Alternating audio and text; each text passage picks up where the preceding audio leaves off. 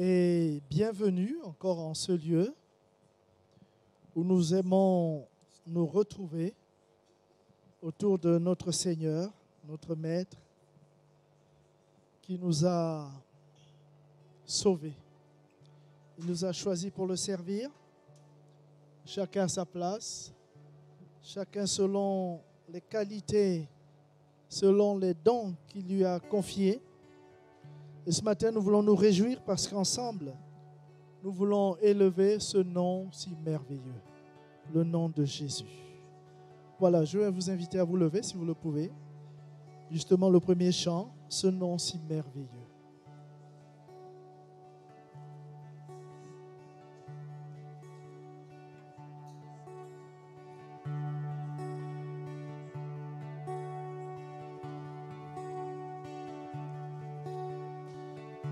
Tu étais là de la création, Fils unique du Dieu très haut.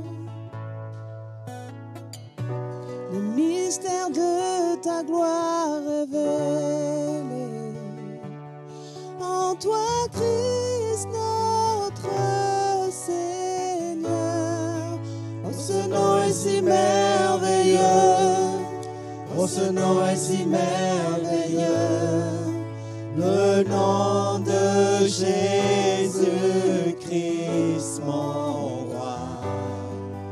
Oh, ce nom est si merveilleux, sa beauté est sans pareil.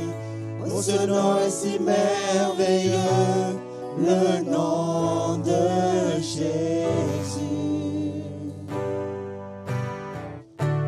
Tu n'as pas voulu laisser sans nous. Alors Jésus, tu es venu. Ton amour a vaincu mon péché. Rien ne peut nous séparer. Oh, ce nom est si glorieux.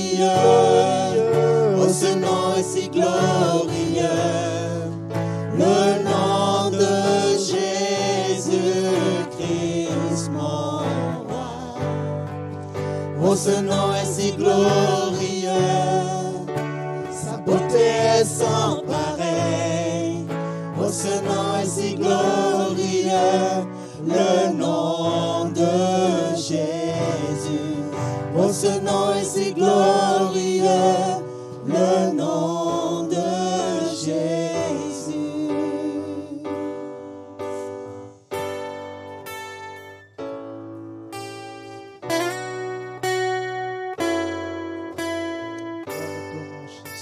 Merci.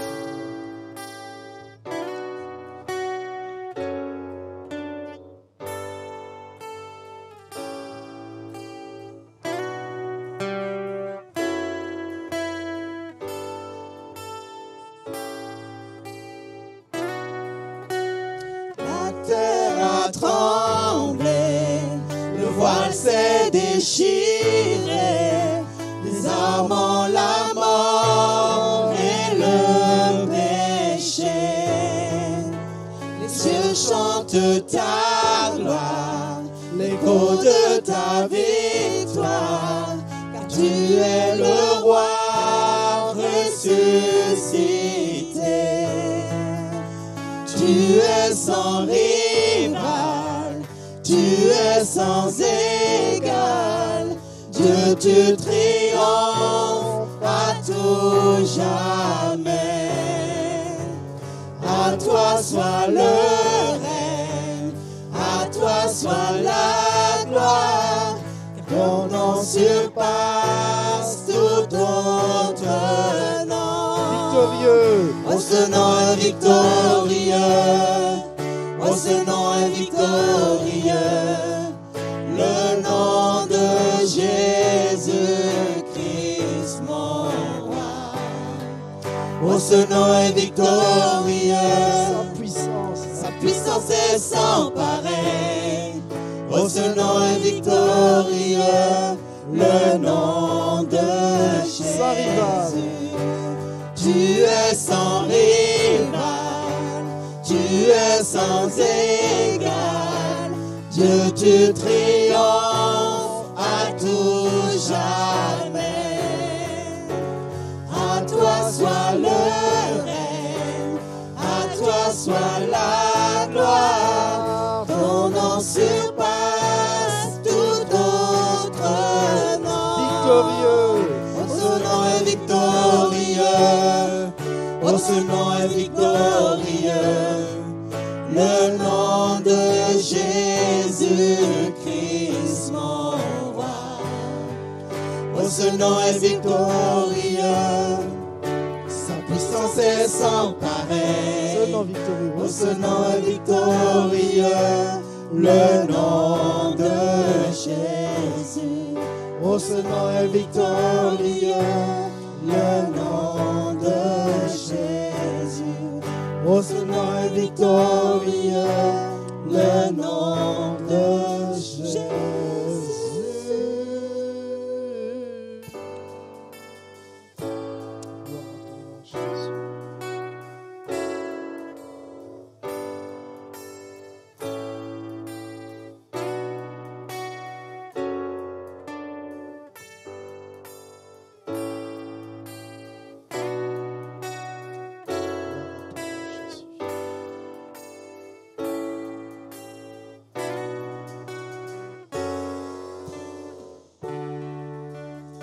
Gloire à ton nom, Seigneur.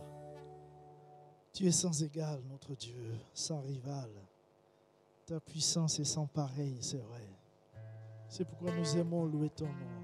Oh Seigneur, gloire à ton nom. Tous les anges louent ton nom, Jésus.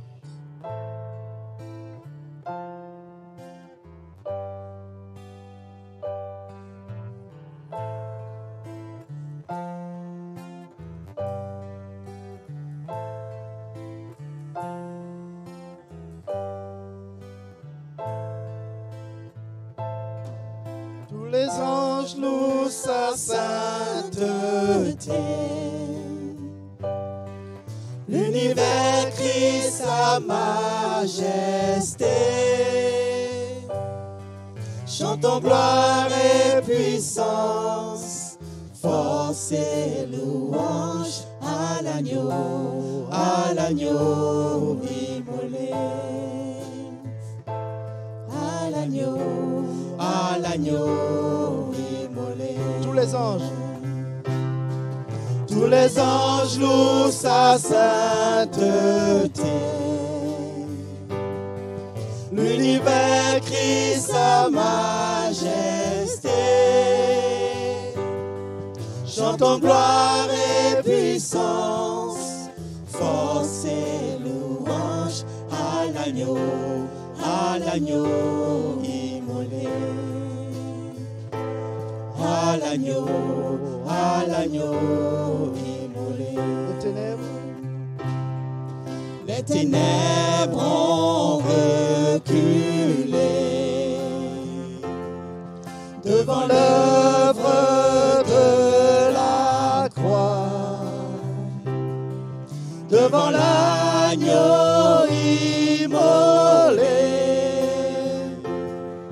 et le sang versé pour moi. Tous les anges louent sa sainteté.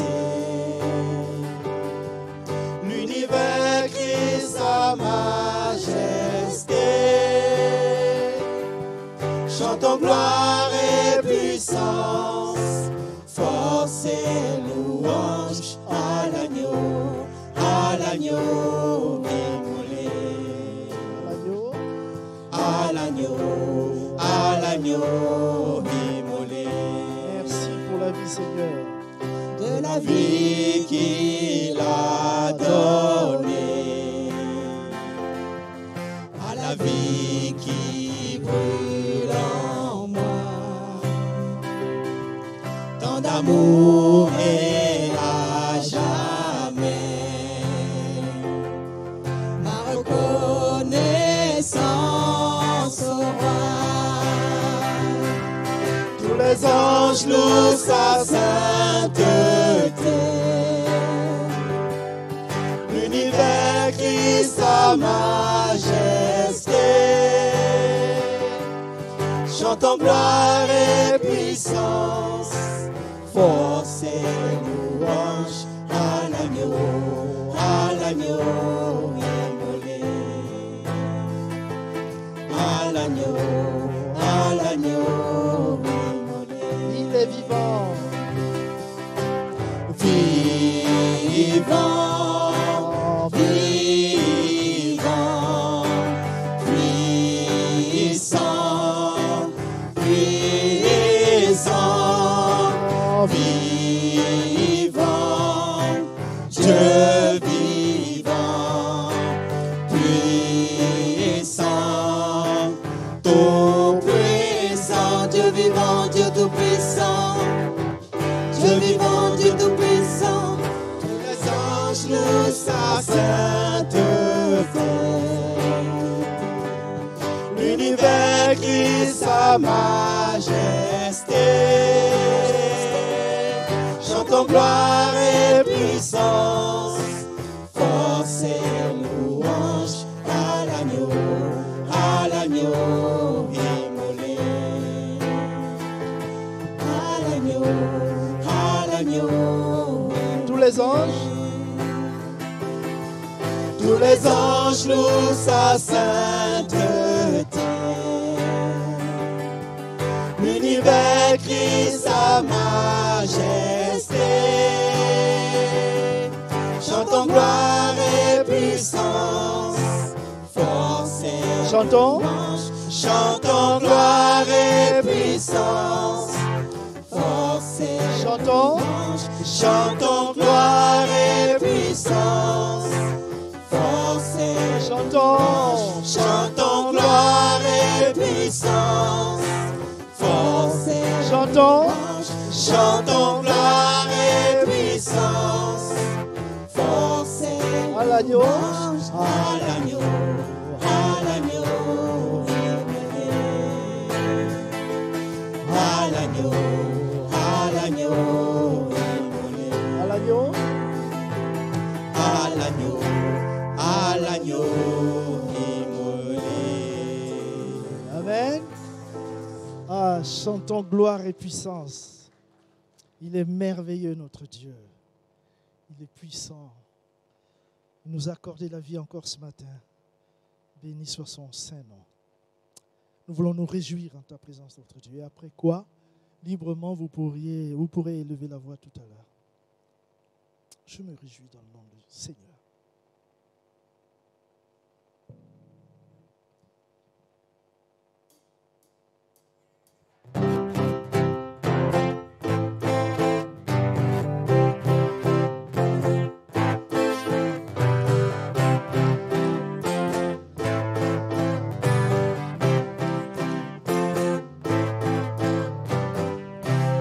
Je me réjouis dans le nom du Seigneur.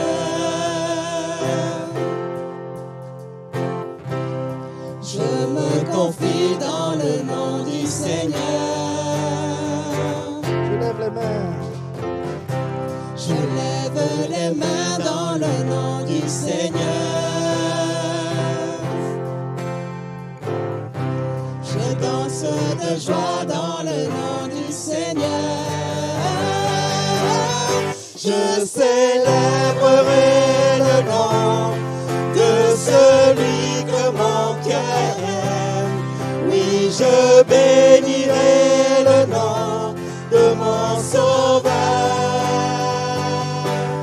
Je célébrerai le nom de celui que mon cœur aime.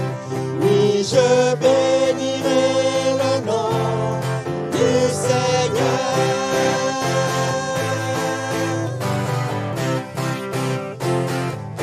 Je me réjouis. Je me réjouis dans le nom du Seigneur.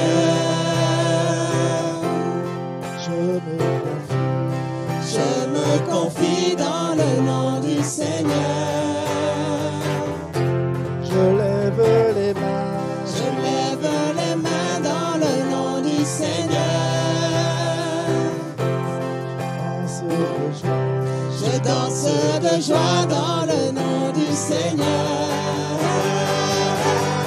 Je célébrerai le nom de celui que mon cœur aime. Oui, je bénirai le nom de mon Sauveur. Je célébrerai le nom de celui que mon cœur aime. Oui, je bénirai le nom du Seigneur. Je le célébrerai. Je célébrerai le nom du Seigneur. Je célébrerai le nom du Seigneur. Je célébrerai le nom du Seigneur. Je célébrerai le nom du Seigneur. Je célébrerai le nom du Seigneur. Je célébrerai le nom du Seigneur. Je célébrerai le nom du Seigneur. Je célébrerai le nom du Seigneur.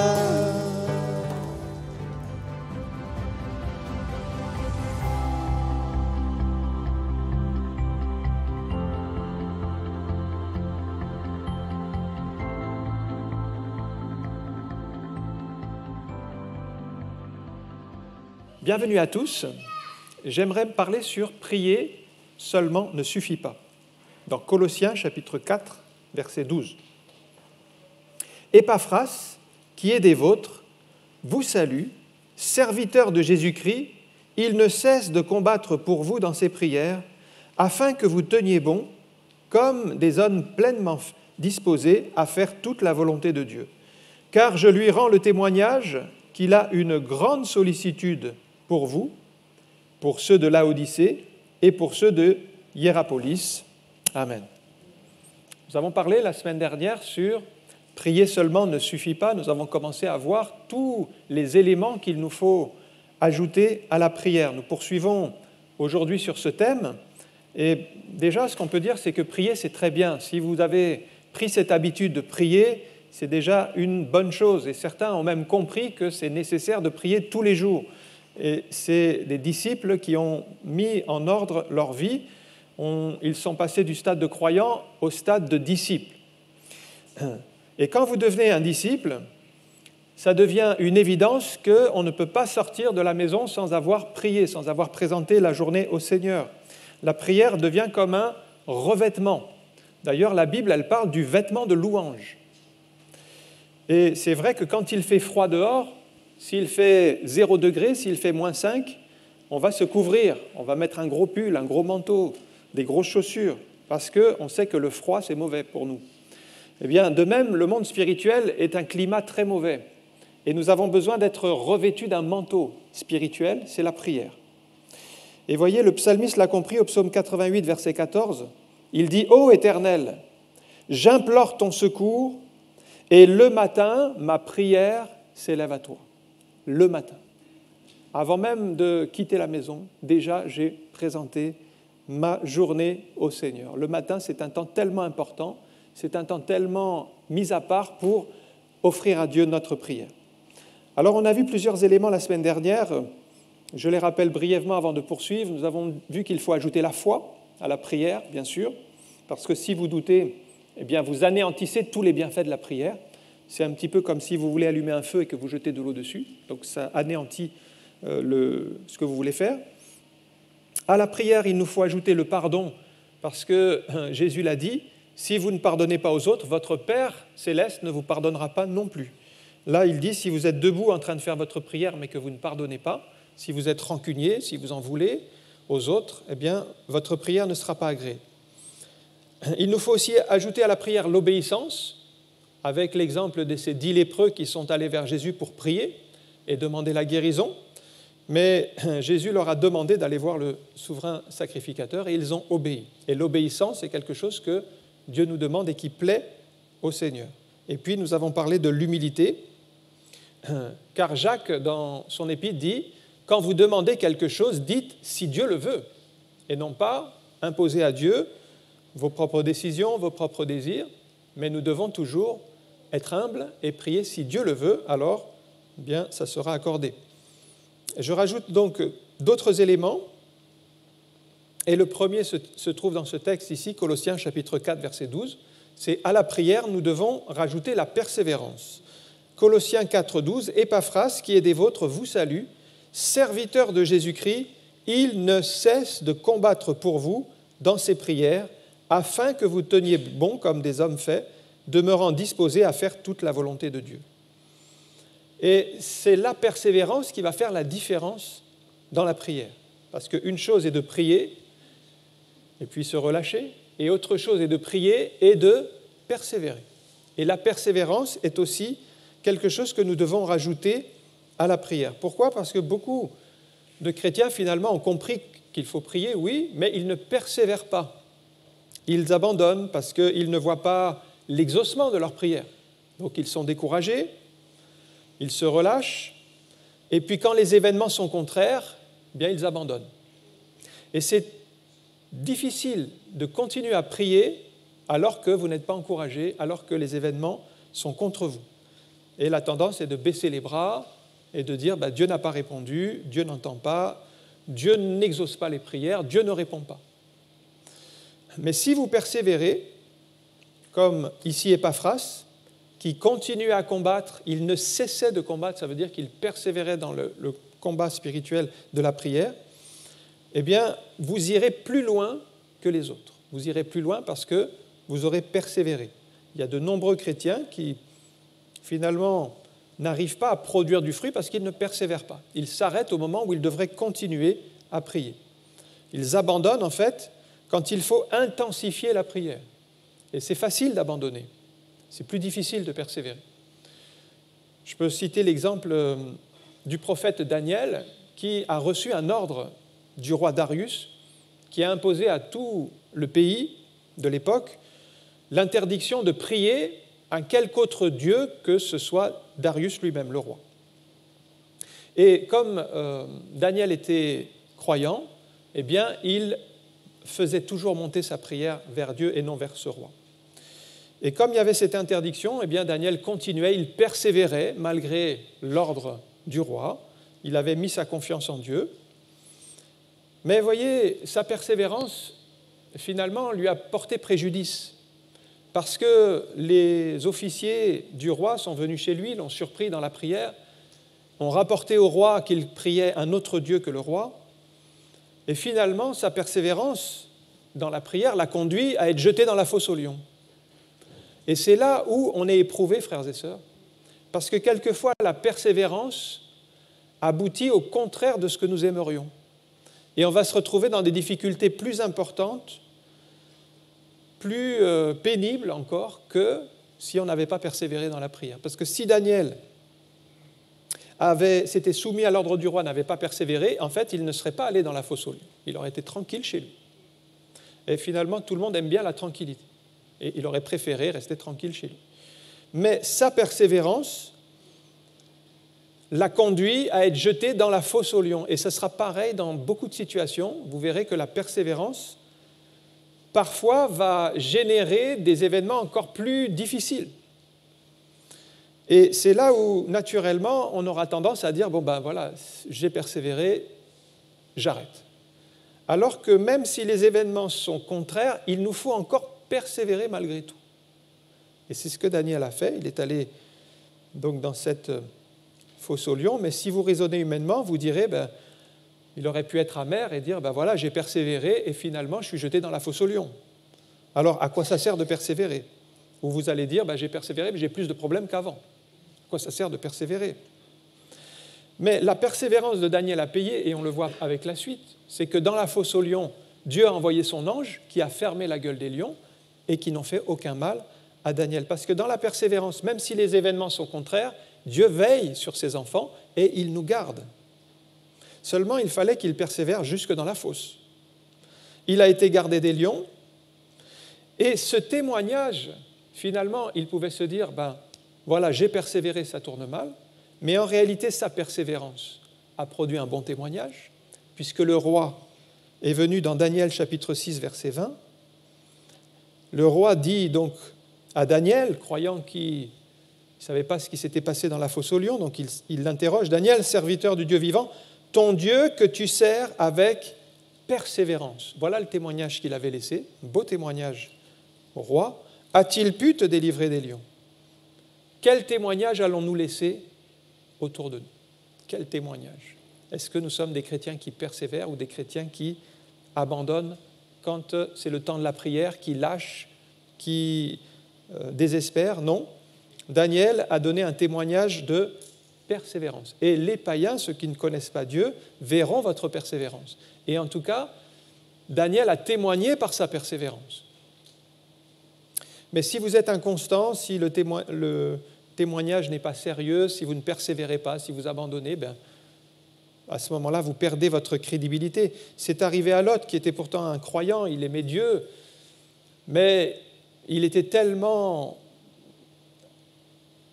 en compromis avec Sodome et Gomorrhe, les habitudes, que lorsque les anges sont venus pour le délivrer, ils leur ont dit « il faut partir », les anges lui ont dit « il faut partir », Dieu va détruire Sodome et Gomorrhe. Lorsque Lot a prévenu ses gendres, il n'avait plus de témoignage.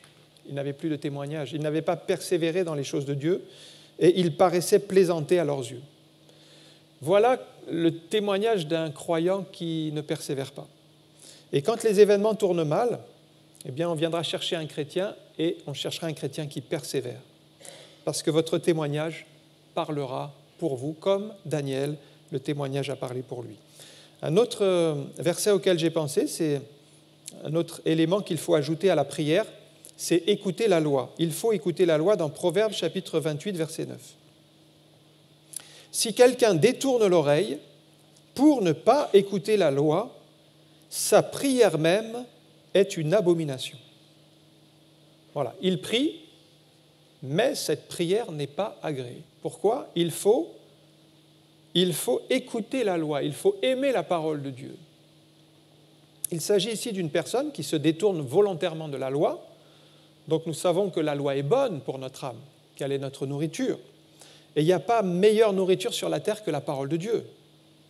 Mais qu'est-ce que la parole de Dieu pour vous ? Est-ce que c'est votre précieux trésor ? Est-ce que vous aimez la parole de Dieu ? Est-ce que vous nourrissez de la parole de Dieu ?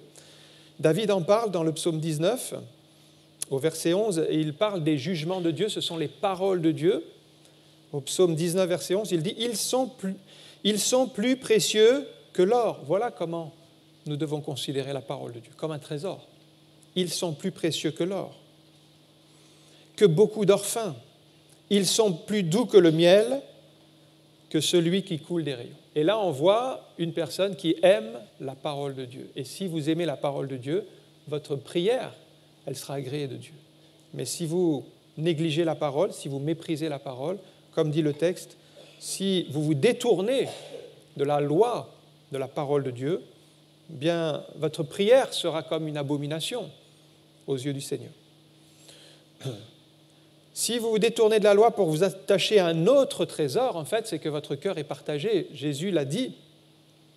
Là où est ton trésor, là aussi sera ton cœur. Matthieu chapitre 6, verset 21.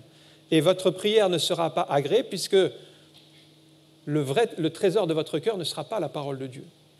Il sera ailleurs. Ce sera un autre trésor, peut-être un trésor des richesses de ce monde, le trésor de la poursuite des biens matériels, la recherche du sport, du bien-être, le monde des plaisirs. C'est un autre trésor. Et donc, c'est la poursuite et la course à chercher des choses vaines. Vous voyez, l'Ecclésiaste a passé son temps à chercher sur la terre la joie et les plaisirs. Il écrit dans Ecclésiaste chapitre 1, verset 14, c'est un peu la conclusion de ce type de recherche vaine. Il dit « J'ai vu tout ce qui se fait sous le soleil, et voici, tout est vanité et poursuite du vent. » Ça, c'est une recherche vaine. Vous cherchez un autre trésor, vous cherchez dans les biens matériels, dans l'argent, dans la richesse, dans la gloire, dans les perspectives de ce que ce monde propose, eh bien, vous allez voir que c'est comme si vous courez après le vent. Vous ne le saisissez pas, vous n'attrapez rien, et votre cœur reste vide. Sans attachement à la parole de Dieu, en fait, votre prière ne sera pas agréée, elle sera vue comme une abomination. Ce sera une liste de demandes. Vous ferez des prières charnelles centrées sur vous-même, sur vos besoins.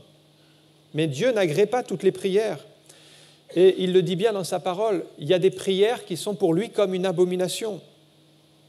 Mais plus vous allez connaître la loi, plus vous allez l'aimer, et si elle devient votre trésor, plus votre prière sera alignée et centrée sur la pensée de Dieu, et elle sera agréée de Dieu, parce que votre cœur sera nourri des saintes lettres de la parole de Dieu. C'est écrit dans 2 Timothée 3,15 à propos de Timothée. Timothée, qui a été élevé dans la foi, il est dit que dès ton enfance, tu connais les saintes lettres. C'est quoi les saintes lettres? C'est la sainte parole de Dieu.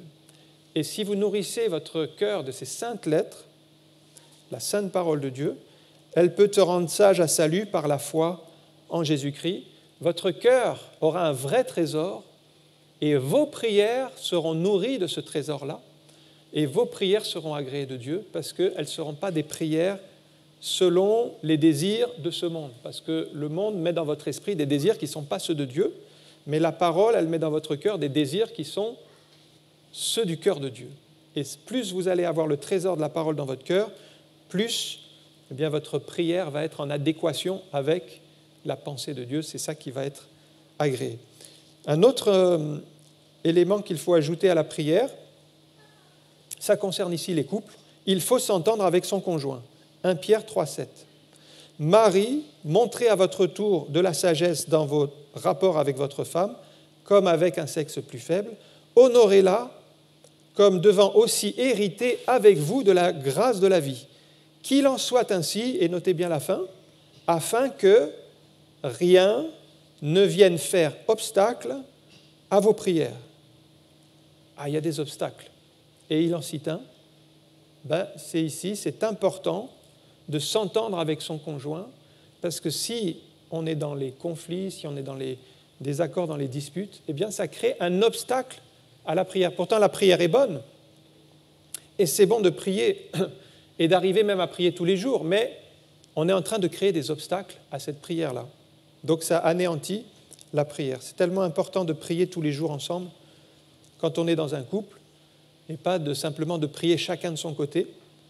Prier pour le conjoint, prier pour les enfants, prier pour la famille. Il y a peu de couples qui finalement prient ensemble. Prient chacun de leur côté, puis après ils vont dans leurs réseaux sociaux, tout ce qu'ils ont à faire, mais ils ne prennent pas le temps de prier ensemble. Et c'est tellement important pour l'unité du couple de prier ensemble. C'est spirituel.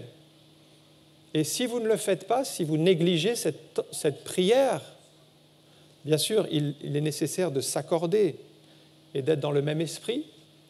Et si on néglige cette prière en couple, eh bien, le diable vient et il y met des brèches, de sorte que le couple va se tirailler, se diviser. Et en fait, c'est même le plan du diable de détruire les couples et derrière les familles pour que les familles soient éclatées. Donc la prière ne suffira pas. Il est nécessaire de prendre un temps de s'accorder avec son conjoint. Et s'il y a des tensions, c'est nécessaire de communiquer, de partager. Il est demandé ici aux maris d'honorer leur épouse, de la valoriser, de dire du bien de leur épouse. Et ailleurs, c'est demandé aux épouses de respecter leur mari.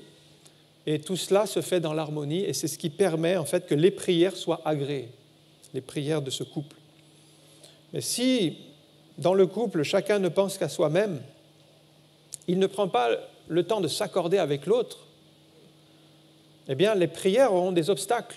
Et finalement, on priera, oui, on priera même tous les jours, mais prier ne suffira pas.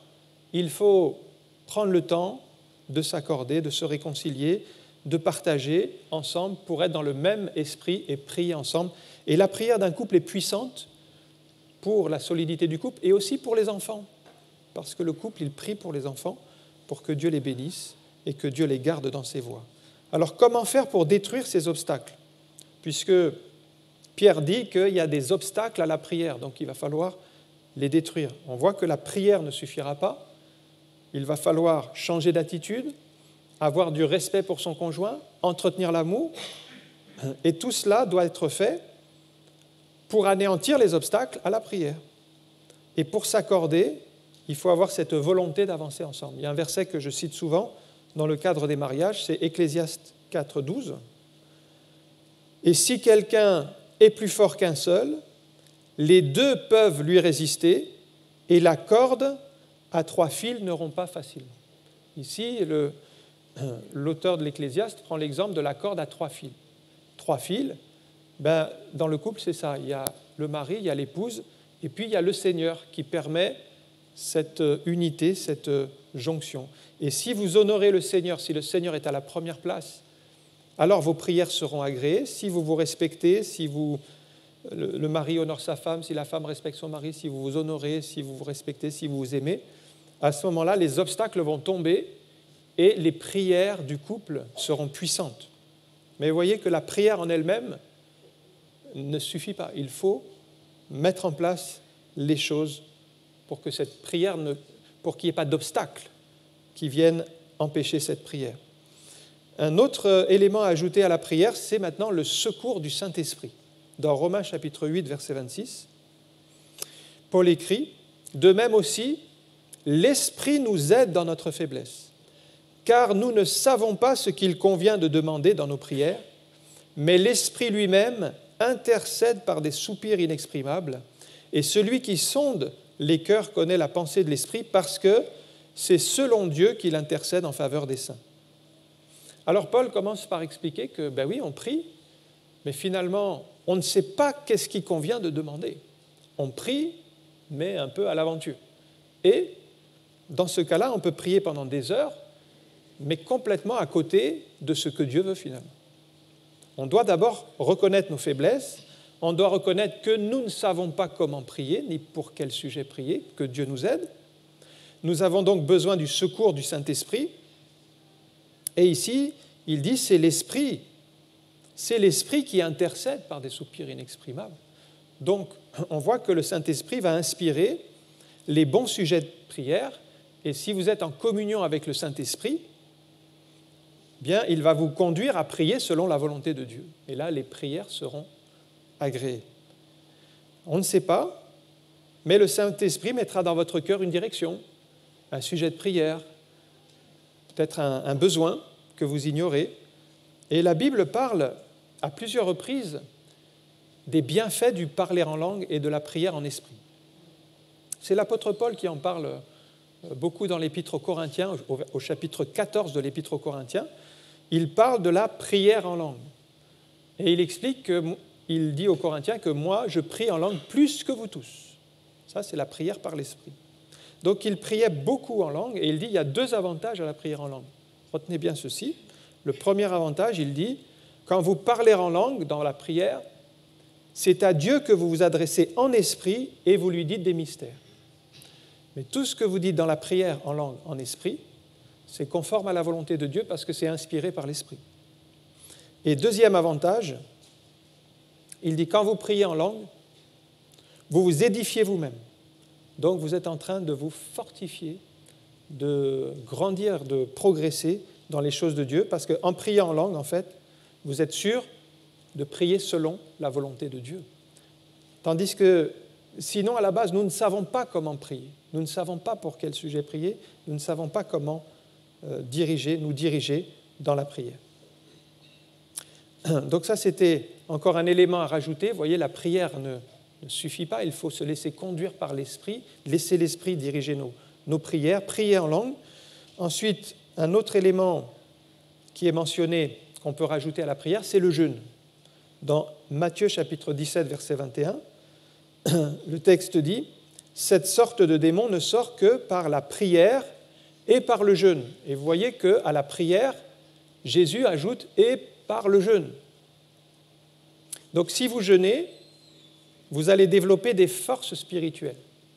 Ici, c'est l'histoire d'un homme qui vient pour son fils, qui était possédé d'un esprit mauvais qui le poussait dans le feu ou dans l'eau. Donc on pourrait dire un esprit de suicide. Parce que, en fait, le suicide n'est pas quelque chose de naturel ou de normal, mais c'est quelque chose qui n'est pas bon. Et même, il y a des puissances invisibles, des mauvais esprits, ici c'était des mauvais esprits, qui poussaient cet enfant à se suicider. Ce n'est pas normal de vouloir se suicider, c'est quelque chose d'anormal. Et donc, cette pensée que les mauvais esprits peuvent mettre dans votre esprit de vous donner la mort, bien, ça vient du diable.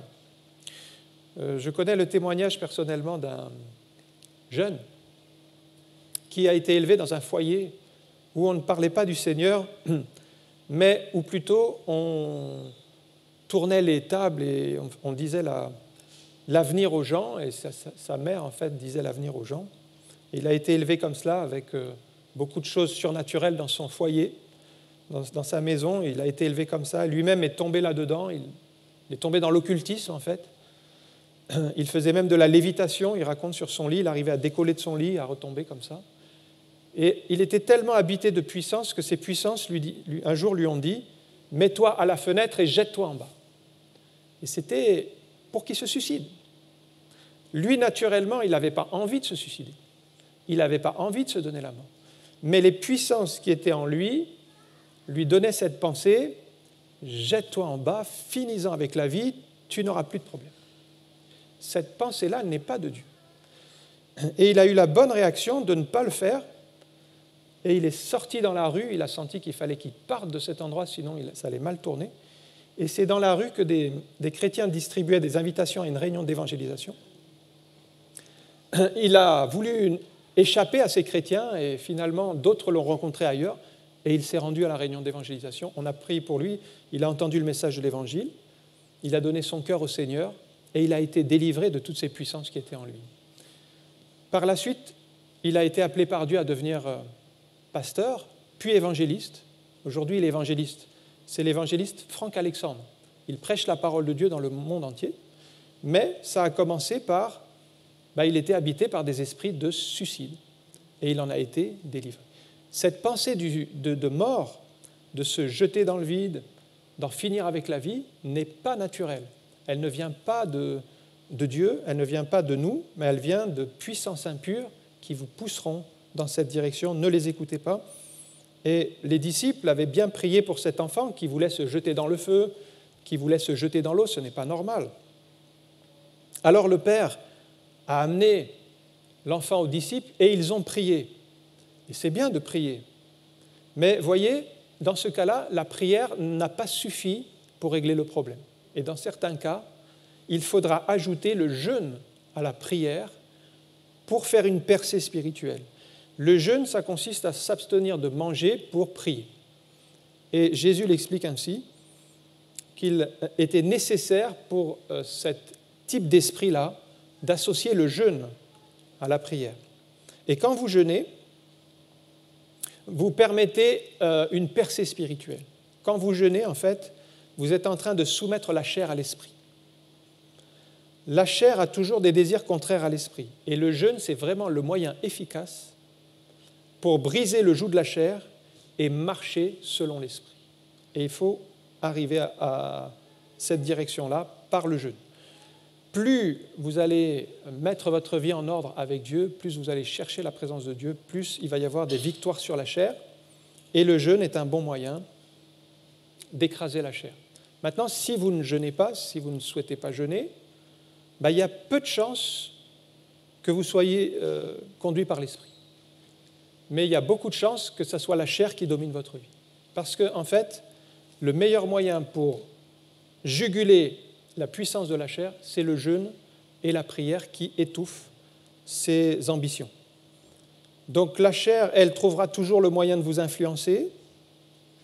Si vous ne jeûnez pas, vous ne souhaitez pas jeûner, elle va vous pousser à regarder les choses sous un regard humain, elle va vous pousser à critiquer, à analyser d'un jugement, mais qui n'est pas spirituel, qui est vraiment humain. Et quand vous êtes dans l'Église et que vous jugez d'une manière humaine, c'est une catastrophe.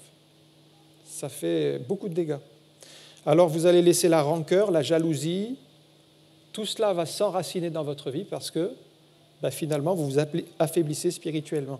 Alors tous ces symptômes, la rancœur, la jalousie, la critique, les jugements humains, tous ces symptômes doivent vous alerter que la chair a pris le dessus sur votre vie spirituelle. Et donc, le jeûne et la prière est un moyen de discipliner sa vie et de faire taire la chair, de la crucifier, de permettre qu'elle soit tenue en échec, afin que ce soit l'esprit qui domine dans votre vie.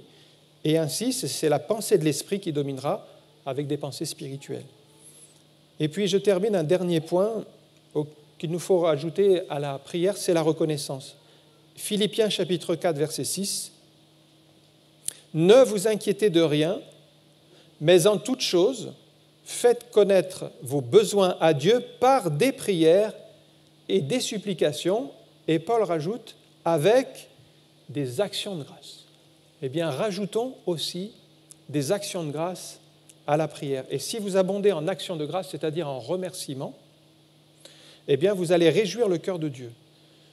Beaucoup de chrétiens, finalement, prient, mais ne remercient pas, ne passent pas du temps dans la reconnaissance et plutôt prient et puis finalement, voilà, ils se plaignent à Dieu de ce qui leur arrive. Et finalement, ils sont plutôt dans les plaintes et les gémissements. Mais soyons plutôt dans la reconnaissance. Ajoutons des actions de grâce. Parce que si on est toujours dans la demande, et ceci et cela, bien finalement, il nous manque un point important que Paul mentionne, c'est la reconnaissance. Il ne suffit pas de prier, mais Paul dit, soyez reconnaissants. Sachez dire merci. Si vous êtes reconnaissant, vous allez remercier Dieu pour des choses que vous n'avez pas encore. La plupart du temps, on attend d'être exaucé pour dire merci au Seigneur. Mais le chrétien qui a compris l'action de grâce, il le saisit par la foi et il peut dire « Merci Seigneur », même s'il n'a pas encore la chose pour laquelle il prie. Et même si Dieu lui dit non, il est encore dans l'action de grâce, parce qu'il a compris que la reconnaissance, c'est une attitude de cœur. Donc quand Dieu ne répond pas favorablement, la meilleure chose à faire, c'est d'être reconnaissant et de dire « Merci Seigneur », parce que si Dieu dit non, c'est mieux pour nous et c'est qu'il y a autre chose. Mais ne soyons pas amers et ne tombons pas dans le piège de dire Dieu ne nous a pas exaucés, Dieu ne nous a pas répondu, Dieu n'écoute pas. Ça, c'est le piège dans lequel l'ennemi voudrait nous enfermer. En conclusion, si vous priez tous les jours, gloire à Dieu, c'est déjà que vous avez franchi un premier cap, c'est de devenir un disciple et de réaliser que la prière doit faire partie de la vie chrétienne. Et vous prenez au sérieux la parole de Dieu, ça c'est vraiment la base de la vie chrétienne. Mais une fois qu'on a réalisé l'importance de la prière et qu'on arrive à prier tous les jours, il nous faut maintenant réaliser que la prière seule ne suffit pas et qu'il nous faut mettre en place d'autres éléments. Je les rappelle brièvement, il nous faut rajouter la foi et croire quand nous prions que ce que Dieu dit, il est capable de le faire. Il nous faut pardonner si on a fait du tort à quelqu'un ou si quelqu'un nous a fait du tort, eh bien pardonnons-le. Il nous faut obéir à Dieu et à sa parole. En plus de la prière, il nous faut l'humilité. Il nous faut la persévérance. Alors que peut-être on a envie de baisser les bras, on est découragé, eh bien persévérons avec l'aide de Dieu. Il nous faut aimer la parole et écouter la loi. Ce précieux trésor, chérissons-le dans notre cœur. Il nous faut nous entendre avec notre conjoint, parce que sinon il y aura des obstacles insurmontables à nos prières. Il nous faut aussi le secours du Saint-Esprit. Nous ne savons pas qu'est-ce qu'il faut demander. Seigneur, guide-nous, inspire-nous par ton esprit, afin que ces prières soient des prières spirituelles. Et priez en langue. Si vous êtes baptisé du Saint-Esprit, priez en langue. Si vous n'êtes pas baptisé du Saint-Esprit, aspirez à être rempli du Saint-Esprit. Et puis le jeûne, dans certains cas, on voit que ce jeûne associé à la prière nous permet des percées spirituelles. Et puis soyons reconnaissants et rendons gloire au Seigneur. On va prier quelques instants. Merci encore pour ces exemples. Nous réalisons avec ta parole que la prière seule ne suffit pas, qu'il nous faut encore y ajouter tous ces éléments pour qu'elle devienne efficace, qu'elle soit agréée de toi, Seigneur, que ça ne soit pas comme une prière que tu désapprouves, mais nous reconnaissons que nous ne savons pas ce qu'il faut demander, nous avons besoin du secours de ton esprit. Viens, Seigneur, à notre secours, viens à notre aide, inspire-nous les sujets qui vont plaire à ton cœur, inspire-nous, Seigneur, à faire ta volonté, à aller dans ta direction, dans tes directives. Oui, nous nous humilions devant ta face encore et nous prions pour que tu règnes encore davantage dans nos cœurs, pour que nos prières soient centrées sur ce que tu désires. Aide-nous, Seigneur, à te plaire, à faire ta volonté. C'est dans le nom de Jésus que nous prions et nous te rendons toute la gloire. Amen. Que le Seigneur vous bénisse.